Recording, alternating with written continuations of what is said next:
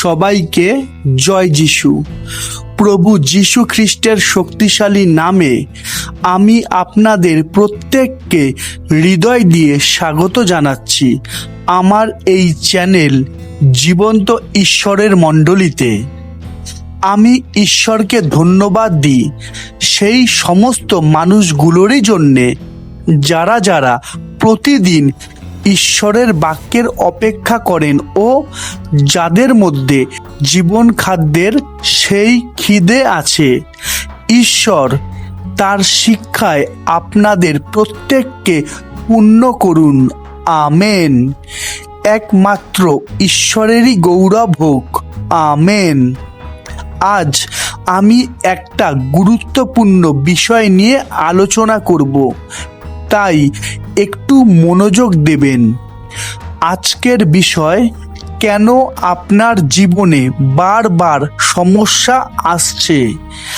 আমি আবারও বলছি, আজকের বিষয়, কেন আপনার জীবনে বারবার সমস্যা আসছে।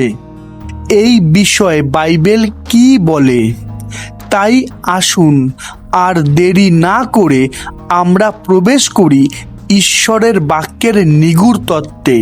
তাই হোক। আমেন। একটু ভাবুন। আমি আবারও বলছি যে একটু ভাবুন। আচ্ছা, আপনি কি কখনো ভেবেছেন যে কেন একটার পর একটা সমস্যা আপনার জীবনে আসে?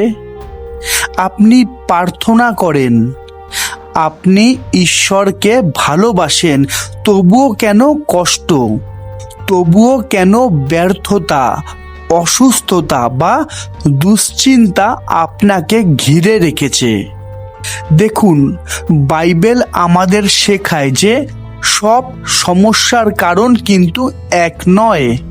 কখনো তা পরীক্ষার জন্য, কখনো তা শিক্ষা দেওয়ার জন্য, কখনো আমাদের বিশ্বাসকে দৃঢ় করার জন্য, আবার কখনো আমাদের নিজেদের ভুল সিদ্ধান্তের জন্যও তা আসতে পারে। তাই আজ আমরা এই বিষয়গুলো বাইবেল থেকে বোঝার চেষ্টা করব। প্রথম বিষয়, ঈশ্বর কখনো কখনো আমাদের বিশ্বাস পরীক্ষা করেন। তাই সমস্যা মানে এই নয় যে ঈশ্বর আপনাকে ছেড়ে দিয়েছেন, কেননা তিনি অনেক সময় আপনার বিশ্বাসকে আরো মজবুত করতে চান। যেমন লেখা আছে, আমরা দেখি যাকব 1:2-4 হে আমার ভাতৃগণ, তোমরা যখন নানাবিধ পরীক্ষায় পড়ো, তখন তাহা সর্বতোভাবে আনন্দের বিষয় জ্ঞান করিও। জানিও তোমাদের বিশ্বাসের পরীক্ষা সিদ্ধতা ধৈর্য সাধন করে, আর সেই ধৈর্য সিদ্ধ কার্য বিশিষ্ট হোক, যেন তোমরা সিদ্ধ ও সম্পূর্ণ হও, কোনো বিষয় তোমাদের অভাব না থাকে। হালেলুয়া। অর্থাৎ কিছু পরীক্ষা আমাদের চরিত্র গড়ে তোলে এবং ঈশ্বরের উপরে নির্ভর করতে শেখায়, আর আমাদের বিশ্বাসকে বৃদ্ধি করে। তাই তো প্রভু যিশু বলেছিলেন, আমরা দেখি লুক 17:1 যিশু আপন শিষ্যদিগকে আরও কহিলেন, বিঘ্ন উপস্থিত না হইবে এমন হইতে পারে না। অর্থাৎ সমস্ত বিষয়ের মধ্যেই আমাদের ঈশ্বরের ওপরে নির্ভর করা উচিত ও সদা সর্বদাই যে কোনো পরিস্থিতির মধ্যেও তারই ধন্যবাদ করা উচিত, কেননা তিনি ধন্যবাদেরই ঈশ্বর। কিন্তু আমাদের মাথায় রাখতে হবে যে সব সমস্যার কারণ কিন্তু এক হবে না। হ্যাঁ, সব সমস্যার কারণ কিন্তু এক হবে না, কেননা কখনো আমাদের নিজেদের সিদ্ধান্তই আমাদের সমস্যার কারণ হয়ে দাঁড়ায়। বিশ্বাস না করলেও কথাটা কিন্তু সত্যি। কেননা কথাটা আমার নয়, কিন্তু বাইবেলের। আমরা দেখি গালাতীয় 6:7 তোমরা ভ্রান্ত হইও না, ঈশ্বরকে পরিহাস করা যায় না, কেননা মনুষ্য যাহা কিছু বুনে তাহাই কাটিবে। অর্থাৎ আমাদের জীবনে কিছু সমস্যা আমাদের নিজের ভুল সিদ্ধান্তের ফলও হতে পারে, তবে ঈশ্বর অনুতপ্ত হৃদয়কে ক্ষমা করেন এবং নতুন পথ দেখান। তাই আমাদের পরিবর্তন হওয়া আবশ্যক, আমাদের নম্র হওয়া আবশ্যক। আমরা দেখি যাকব 4:10 প্রভুর সাক্ষাতে নত হও, তাহাতে তিনি তোমাদিগকে উন্নত করিবেন। হালেলুয়া। আশা করি এতদূর পরিষ্কার। এইবারে আসি পরের বিষয়।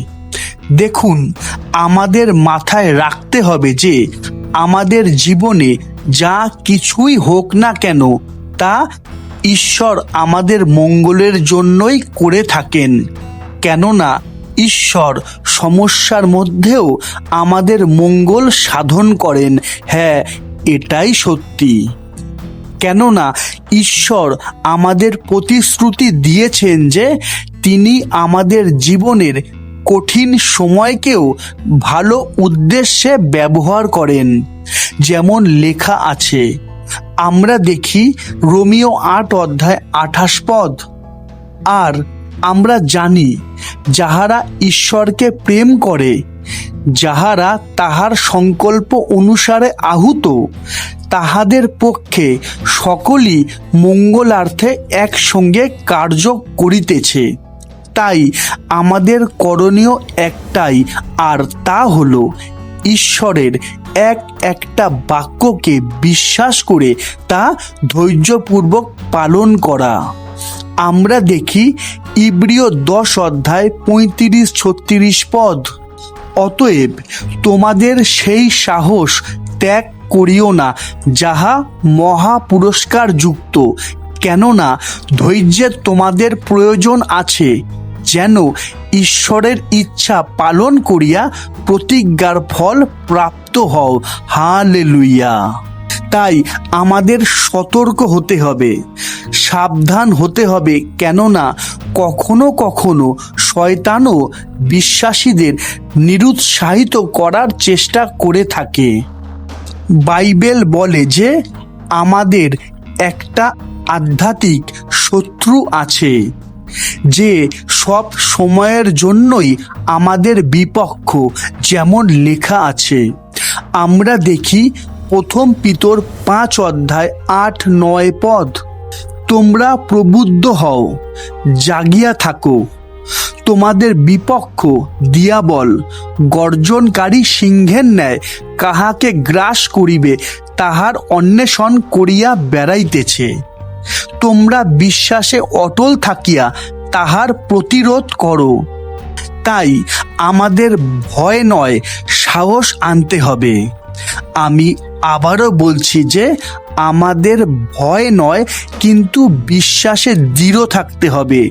কেননা বিশ্বাসই হলো একটা বিশ্বাসীর প্রধান অস্ত্র। বিশ্বাসই হলো জয়ের চাবিকাঠি, যেমন প্রভু যিশু বলেছেন।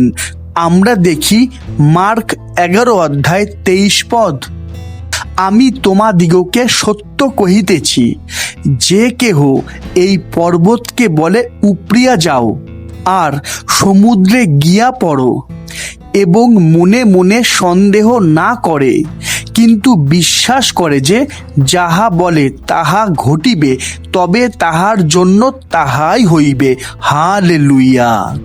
তাই খুব ভালো করে একটা কথা আমাদের মাথায় রাখতে হবে যে সমস্যা যাই হোক না কেন, আর যে কোনো কারণে হোক না কেন, আমাদের চিন্তা নেই।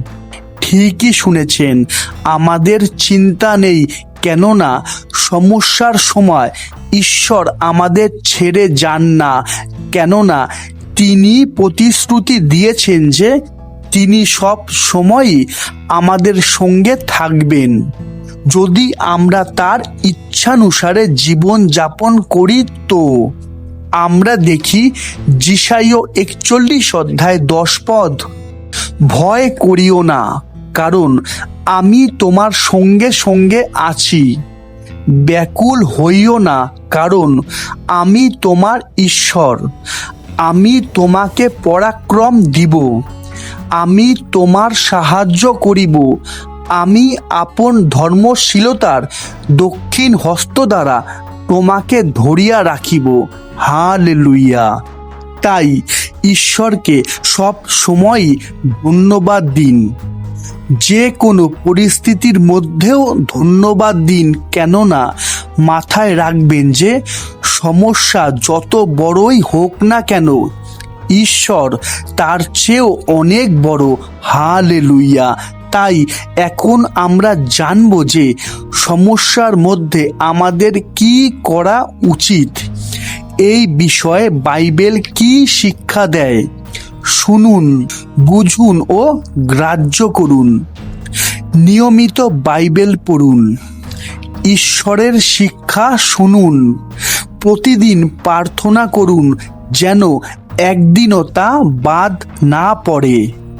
হতাশ না হয়ে বিশ্বাসে স্থির থাকুন। নিজের জীবন পরীক্ষা করুন এবং অনুতাপ করুন। ঈশ্বরের সময়ের জন্য ধৈর্য ধরুন। যেমন লেখা আছে, আমরা দেখি 1 করন্থীয় 10:13 মনুষ্য যাহা সহ্য করিতে পারে তাহা ছাড়া অন্য পরীক্ষা তোমাদের প্রতি ঘটে নাই। আর ঈশ্বর বিশ্বাস্য, তিনি তোমাদের প্রতি তোমাদের শক্তির অতিরিক্ত পরীক্ষা ঘটিতে দিবেন না, বরং পরীক্ষার সঙ্গে সঙ্গে রক্ষার পথও করিয়া দিবেন, যেন তোমরা সহ্য করিতে পারো। কি কেমন লাগছে? আমরা আর একটা বাক্য দেখি। আমরা দেখি ফিলিপিও 4:4-7 তোমরা প্রভুতে সর্বদা আনন্দ করো। পুনরায় বলিব, আনন্দ করো। তোমাদের শান্ত ভাব মনুষ্য মাত্রের বিদিত হোক। প্রভু নিকটবর্তী, কোনো বিষয় ভাবিত হইও না, কিন্তু সর্ববিষয় প্রার্থনা ও বিনতি দ্বারা ধন্যবাদ সহকারে তোমাদের যাচনা সকল ঈশ্বরকে জ্ঞাত করো। তাহাতে সমস্ত চিন্তার অতীত যে ঈশ্বরের শান্তি, তাহা তোমাদের হৃদয় ও মন খ্রিস্ট যিশুতে রক্ষা করিবে। হালেলুয়া।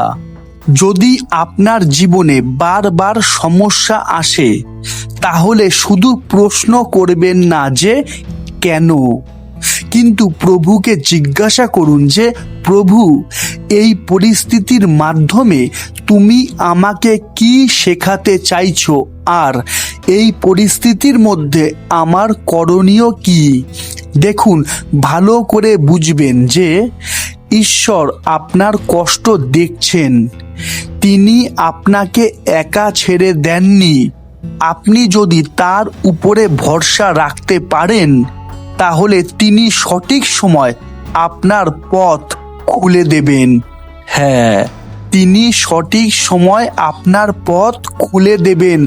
আমরা দেখি গীত সংহিতা 34:19 ধার্মিকের বিপদ অনেক, কিন্তু সেই সকল হইতে সদাপ্রভু তাহাকে উদ্ধার করেন। হালেলুয়া। হ্যাঁ, এটাই ঈশ্বরের প্রতিজ্ঞা ও আমাদের শক্তি। হালেলুয়া। আশা করি আজকের বিষয়, কেন আপনার জীবনে বারবার সমস্যা আসছে, এই শিক্ষার দ্বারা আমরা অনেক কিছুই জানতে পারলাম, তাই না? আমরা জানলাম সমস্যার মধ্যে আমাদের করণীয়। আশা করি বিষয়টা জলের মতোই পরিষ্কার। তাই হোক, আমেন। আসুন এইবারে আমরা এই বিষয়টা নিয়ে একটা প্রার্থনা করে নিই। সর্বশক্তিমান পিতা ঈশ্বর, সমস্ত বিষয়ের জন্যই তোমায় জানাই খ্রিস্ট যিশুর নামে ধন্যবাদ। প্রভু গো, তুমি আমাদের জীবনে প্রতিটা পরিস্থিতি জানো। যখন আমরা বারবার সমস্যার মুখোমুখি হই, তখন তুমি আমাদের বিশ্বাসকে দুর্বল হতে দিও না। প্রভু গো, আমাদের জ্ঞান দাও যেন আমরা বুঝতে পারি যে কোন পরিস্থিতি আমাদের শিক্ষা দেওয়ার জন্য, কোন পরিস্থিতি আমাদের বিশ্বাসকে শক্তিশালী করার জন্য, আর কোন পরিস্থিতি আমাদের অনুতাপ করে তোমার কাছে ফিরে আসার জন্য। প্রভু গো, আমাদের হৃদয়ে শান্তি, ধৈর্য ও সাহস দাও এবং তোমার প্রতিশ্রুতিতে দৃঢ়ভাবে দাঁড়িয়ে থাকার শক্তি দাও। যারা যারা আজকের এই শিক্ষা শুনছে, তাদের প্রত্যেকের জীবনে তোমার আশীর্বাদ, সুরক্ষা ও পথ নির্দেশ বর্ষিত হোক। তাদের জীবনে যে কোনো সমস্যার মধ্যেও তারা যেন তোমার উপস্থিতি অনুভব করতে পারে। এই আমার প্রার্থনা, যা আমি খ্রিস্ট যিশুর নামে চাইলাম। আমেন। হালেলুয়া। ঈশ্বরের প্রেম তোমাদের সকলের সহবর্তী হোক। আমেন। আজ এতটাই। আবার দেখা হবে ঈশ্বরের জীবন্ত বাণীর নতুন কোনো শিক্ষা নিয়ে। ততক্ষণ সবাইকে জয় যিশু, জয় যিশু, জয় যিশু।